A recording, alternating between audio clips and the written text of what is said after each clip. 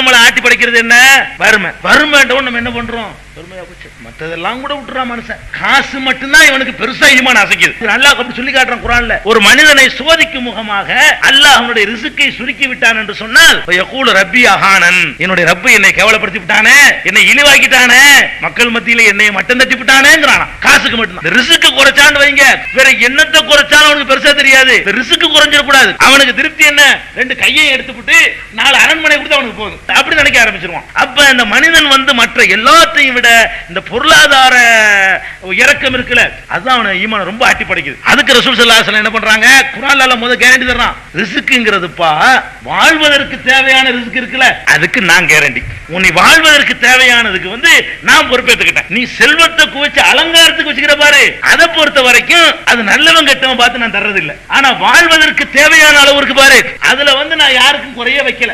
மாமின் தாபத்தின் fill அர்லி இல்லா அலல்லாஹி ரிஸ்குஹா. உலகத்தில் உள்ள பூமியில உள்ள எந்த ஊர்வனவாக இருந்தாலும் சரி, மனுஷனா இருக்கட்டும் புழு பூச்சியா இருக்கட்டும், அதற்கு ரிஸ்க் அளிக்கிற பொறுப்பு என்னை சேர்ந்தது.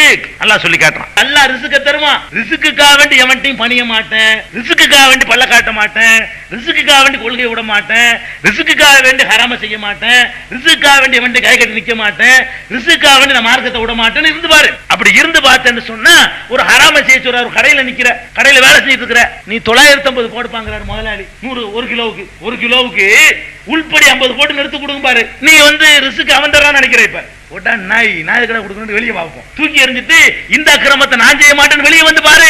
வெளியே வந்தா தவக்கல் இருக்குன்னு அர்த்தம். அவன் செய்யற தப்புகளுக்கு, அவன் செய்யற அநியாயங்களுக்கு உடந்தையா இல்லாம அந்த நேரத்தில் தூக்கிட்டு போட்டு வெளியே வந்தேன்னு சொன்னா, அப்ப நீ அல்லாஹ் மேல நம்பிக்கை வைக்கிற, ரிஸ்க்கு நம்பிக்கை வைக்கிற. ரிஸ்க் அவன் அப்படி நம்பி வெளியே வந்தால் உனக்கு தருவான், நினையாப்புறத்தில் தருவான், கற்பனை செய்து பார்க்க முடியாத வகையில தருவான். கண்டுகிட்டு இருக்கிறான் அவன். ரிஸ்க் தர்றது மெத்தட் இருக்க சுப்ஹானல்லாஹ், நம்ம அறிவுக்குள்ள எட்டவே எட்டாது.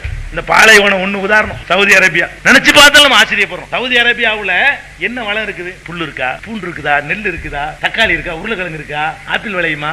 ஒண்ணு கிடையாது. அந்த மண்ணு ஒண்ணுக்கு லாயக்கு இல்லாத மண், குடிக்க தண்ணி கூட கிடையாது. அந்த மாதிரியான ஒரு மண். அப்படிப்பட்ட மண்ணுல ஒண்ணும் கிடைக்காது உலகம்லாம் நினைக்கிறான். ஏண்டா கிடைக்காது இங்க வர்றான்னு சொல்லி உலகத்தை அவன் ஆட்டி படைக்கிறான். அவன் பேரலுக்கு 500 ரூபாய் ஏத்தனா உலகமே ஆடுது. வழங்குதா? நீ நம்பி பாரு.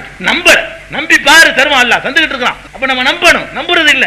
அப்ப இந்த ரிஸ்க்குகள்ல நமக்கு குறை வரும்பொழுதுதான் ரொம்ப ஆடி போயிடுறோம். வரும் அப்படி ஆட்டுது.